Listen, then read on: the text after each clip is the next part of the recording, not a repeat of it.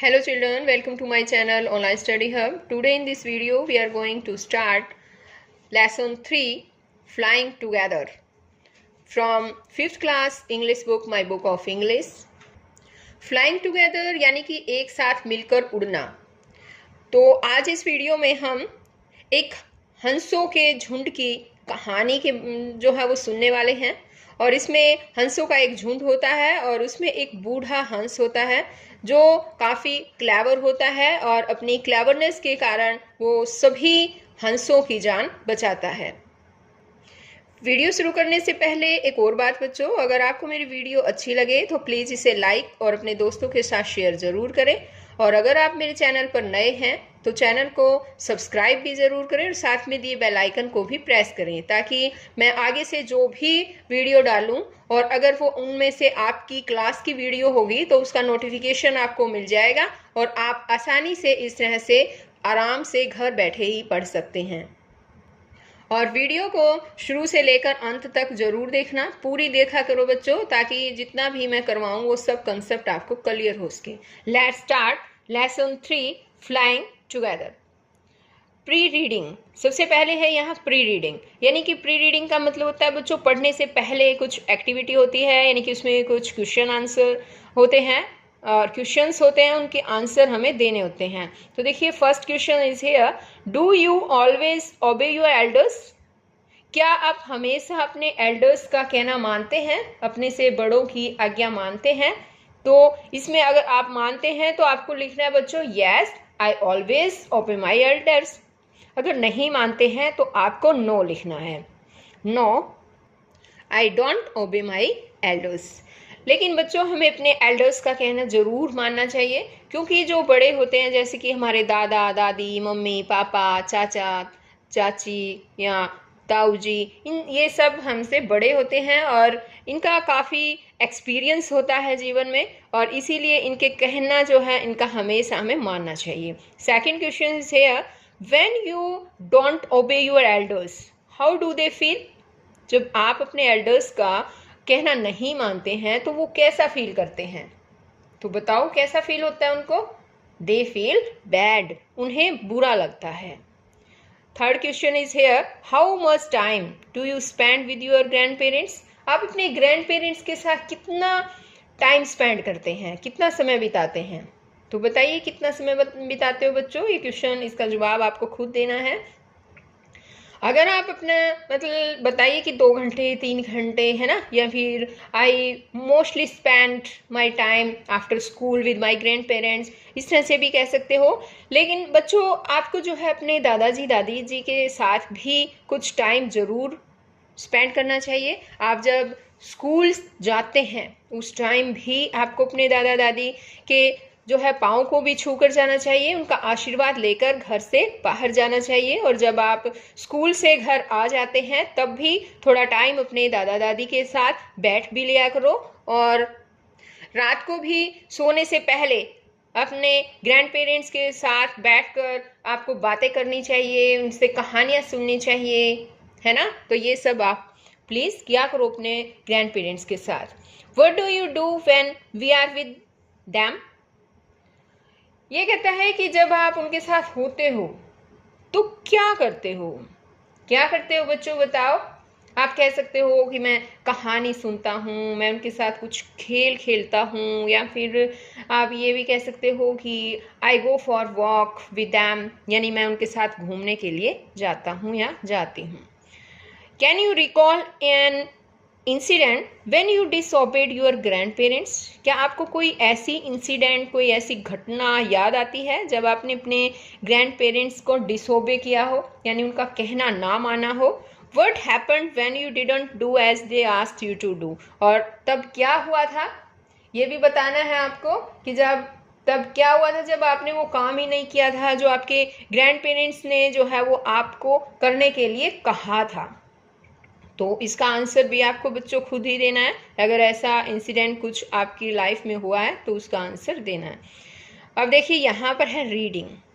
अब हम इस लेसन को पढ़ना शुरू करेंगे और ये एक बहुत ही इंटरेस्टिंग स्टोरी है बच्चों। इसको लेसन के हिसाब से लेकर मत चलो, ये आपके लिए एक बहुत ही बढ़िया सी स्टोरी है और इस स्टोरी में एक मोरल भी छिपा हुआ है। तो अब एक बार मैं आपको ये लेसन पढ़ा देती हूँ, बाद में फिर मोरल भी सिखाऊंगी। First of all look at this picture. यहाँ पर देखिए, सबसे पहले इस पिक्चर को देखिए। यहाँ क्या नजर आ रहा है आपको? यहाँ देखिए एक पेड़ है ना, और उस पेड़ के ऊपर कुछ यहाँ पर हंसों का जो है वो समूह जो है वो बैठा हुआ है ना। काफी सारे हंस हैं। और अब देखिए इनकी कहानी। Deep in a forest stood a very tall tree. जंगल की गहराई में यानी जंगल में अंदर की तरफ एक बहुत बड़ा पेड़ खड़ा था। It's leafy branches spread out like strong arms. इसकी पत्तेदार ब्रांचेस, टहनियाँ जो है वो मजबूत भुजाओं की तरह फैली हुई थी। This tree was the home of a flock of wild geese. यह ट्री जंगली हंसों के झुंड का घर था। They felt safe there. वे वहाँ पर सेफ फील करते थे, यानी कि सेफ, सुरक्षित महसूस करते थे। One of the geese was a wise old bird. उन गीज में से, हंसों के झुंड में से एक हंस बहुत ही बुद्धिमान और बूढ़ा था। He noticed a small creeper at the front of the tree. उसने पेड़ के पास एक बेल को, एक छोटी सी बेल को नोटिस किया, बेल को देखा। He spoke to the other birds about it. उसने दूसरे बर्ड्स को भी जो है इस बारे में बताया, उनसे बातें की। उसने कहा कि do you see that creeper, he said to them. उसने उनसे कहा कि क्या आपने वो बेल देखी? Let's destroy it. हमें इसे डिस्ट्रॉय करना चाहिए। Why should we destroy it? Asked the geese in surprise. हंसों ने सरप्राइजली पूछा। हंसों ने यानी कि हैरान होकर पूछा, हमें ये डिस्ट्रॉय क्यों करनी चाहिए? It is so small. ये तो कितनी छोटी है। What harm can it do? क्या ये हमें नुकसान पहुंचा सकती है? क्या ये नुकसान पहुंचा सकती है? माई फ्रेंड्स, मेरे मित्रों, replied the wise old bird. Wise जो बुद्धिमान ओल्ड बर्ड था, उसने रिप्लाइड किया, कहा, उत्तर दिया कि मेरे दोस्तों, that little creeper will soon grow. ये छोटी सी बेल जल्दी ही बड़ी हो जाएगी। As it creeps up this tree it will become thick and strong.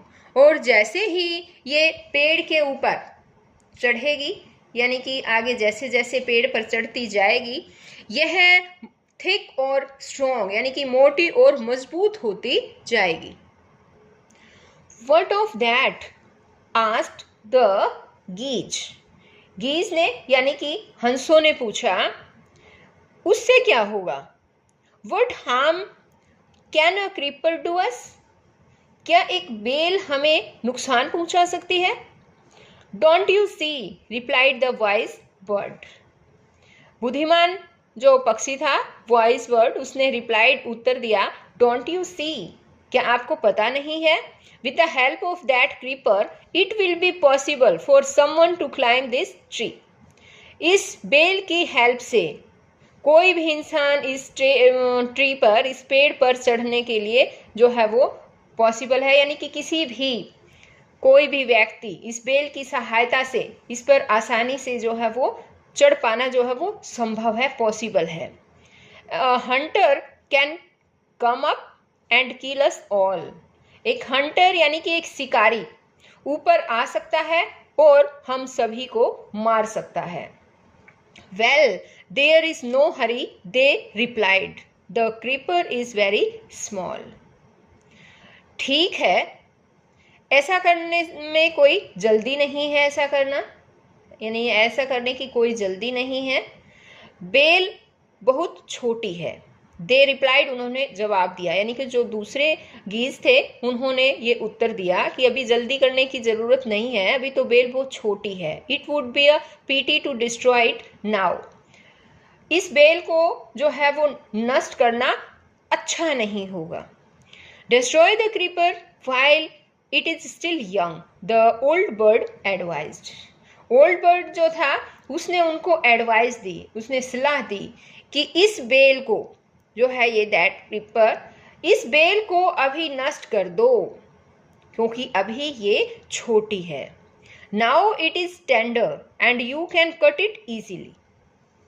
अब तो ये टेंडर है यानी कि कोमल है, और तुम इसको इजीली कट कर सकते हो, इजीली आसानी से काट सकते हो। Later it will become hard, और बाद में ये हार्ड हो जाएगी, कठोर हो जाएगी, and you will not be able to cut it, और आप इसको काट नहीं पाओगे। We will see, we shall see, answered the birds. Birds ने उत्तर दिया, आंसर दिया कि हम देख लेंगे, हम देख लेंगे। But they didn't destroy the creeper, लेकिन उन्होंने बेल को डिस्ट्रॉय नहीं किया, नष्ट नहीं किया। They forget the wise old bird's advice, वे बूढ़े बर्ड की एडवाइस को, जो बुद्धिमान जो बर्ड था उसकी ने जो सलाह दी थी उसको भूल गए। As the creeper grew, it began winding its way up the tree. जैसे जैसे बेल बढ़ती गई, उसने पेड़ के ऊपर अपना जो है वो विस्तार करना शुरू कर दिया, यानी कि फैलना शुरू हो गई।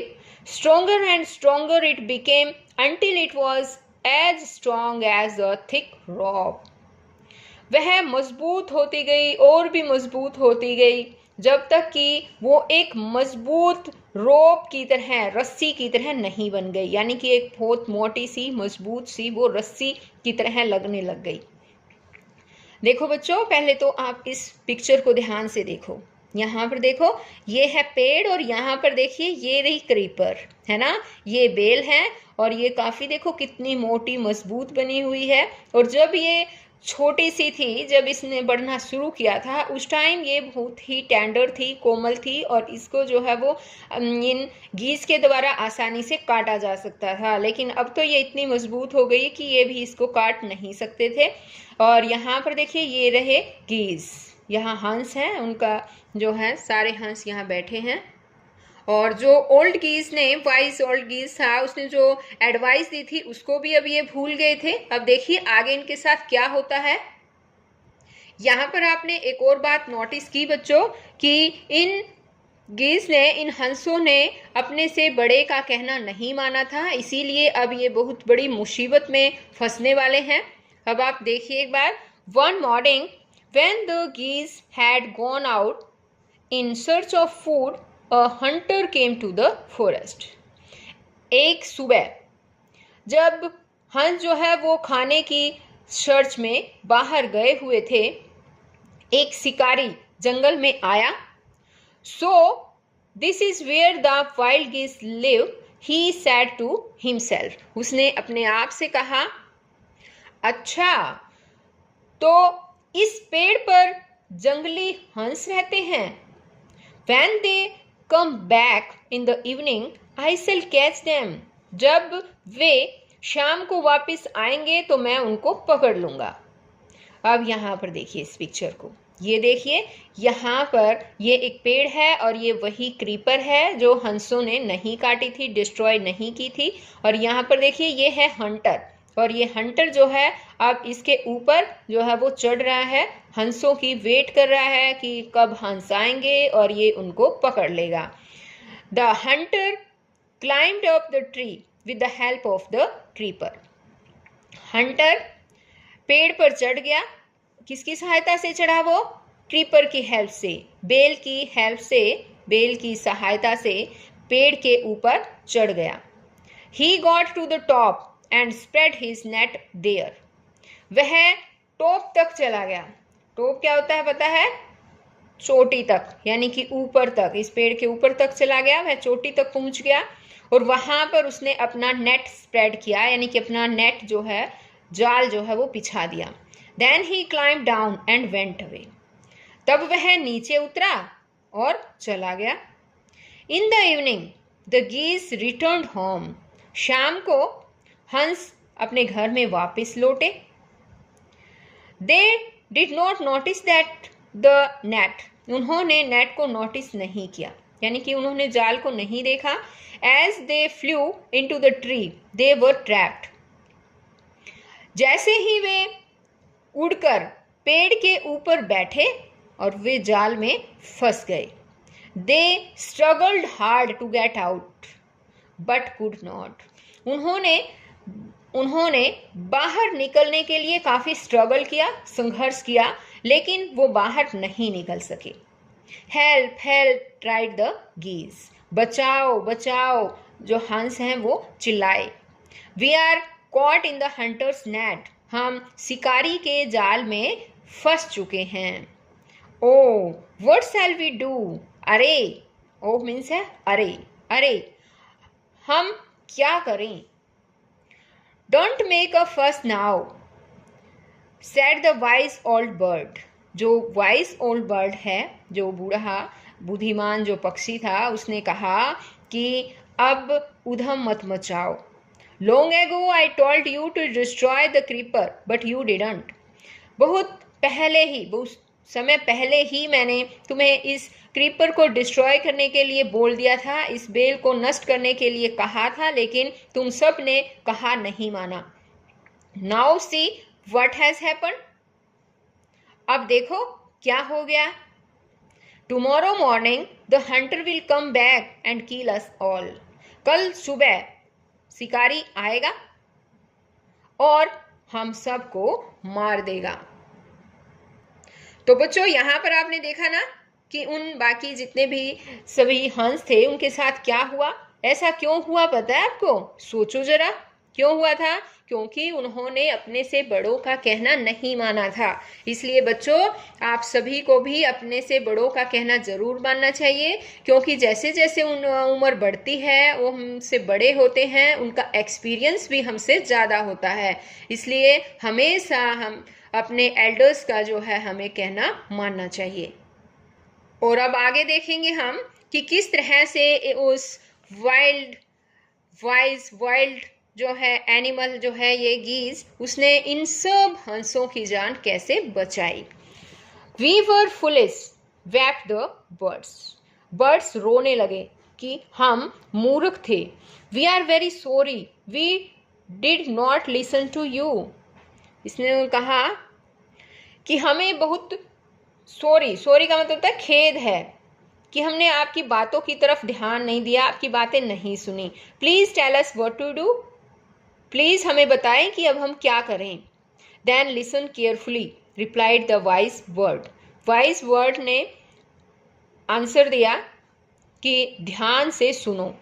When the hunter comes you must all pretend to be dead, जब शिकारी आए तो तुम सब प्रिटेंड करना है, तुम्हें मरने का ढोंग करना है कि जैसे सभी पक्षी जो है वो मर चुके हैं, तो उसके मरने का आपको दिखावा करना है। जस्ट लाई स्टिल, बस चुपचाप लेटे रहना है। The Hunter will not want dead birds, शिकारी जो है हंटर वो मरे हुए जो डेड बर्ड्स होते हैं उनको नहीं ले जाएगा। He will throw us to the ground, वह हमें जमीन पर फेंक देगा। It will then be easy for him to climb down, collect the dead birds and take them home. It will then be easy for him, ये उसके लिए बहुत आसान होगा। To climb down, क्या आसान होगा बताओ?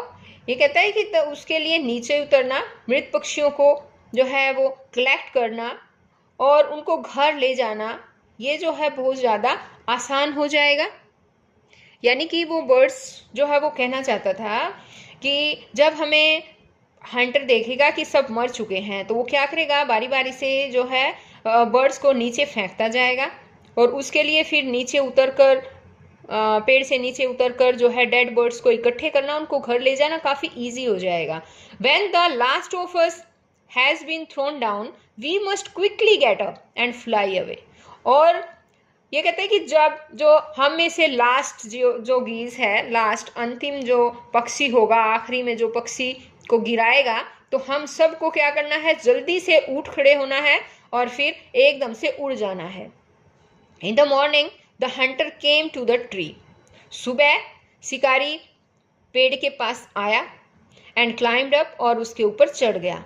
ही looked at the geese in the net, और उसने जाल में फंसे हुए गीज हंसों को देखा। दे आर ऑल डेड, वे सभी डेड हैं। ही मटर्ड टू हिमसेल्फ, वह अपने आप से मटर्ड यानी कि अपने आप से बड़बड़ाया। तो क्या बड़बड़ाया बच्चों? वो बड़बड़ाया कि ये तो सारे मर गए हैं। He threw them out of the net one by one. उसने एक एक करके नेट से बाहर उनको फेंक दिया। The birds lay still until the last one had been thrown down.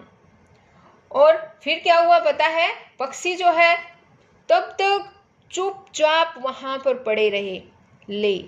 पड़े रहना वहां पर तब तक चुपचाप पड़े रहे जब तक कि जो आखिरी बर्ड था, जो लास्ट वन था, आखिरी पक्षी को नीचे नहीं फेंक दिया। Then all at once they got up. तब वे सारे के सारे एकदम से उठ गए। Flapped their wings and flew away. उन्होंने अपने पंख फड़फड़ाए और वे उड़ गए। ये देखो एक बार इस पिक्चर में ध्यान से देखो। ये देखिए, ये है हंटर, है ना, और ये इसका नेट है। इसने इस तरह से इनको पकड़ने के लिए एक नेट जो है वो इसके ऊपर बिछाया था, जाल बिछाया था पेड़ के ऊपर, और ये सभी बर्ड्स इसके अंदर फंस गए थे। लेकिन अब देखो, बुद्धिमान जो वाइज जो बर्ड था उसका कहना अब की बार इन्होंने माना और किस तरह से इनकी जान जो है इसने बचाई है। देखिए, अब इन उड़ते हुए हंसों को ये शिकारी किस तरह से देख रहा है और इतना हैरान है। ये अब सोच रहा है कि ये तो सभी मर चुके थे और ये अब उड़ने कैसे लग गए, है ना। नेक्स्ट है, the hunter was taken by surprised. शिकारी काफी हैरान रह गया। From the top of the tree he watched all the geese flew away. पेड़ के टॉप से ही उसने हंसों को उड़ते हुए देखा। तो ये सब देखकर तो काफ़ी इंटरेस्टिंग स्टोरी थी बच्चों। ये आपने, मुझे लगता है, बड़े ध्यान से सुनी होगी, है ना। और अब मुझे बताओ कि आपको इस स्टोरी से क्या शिक्षा मिलती है।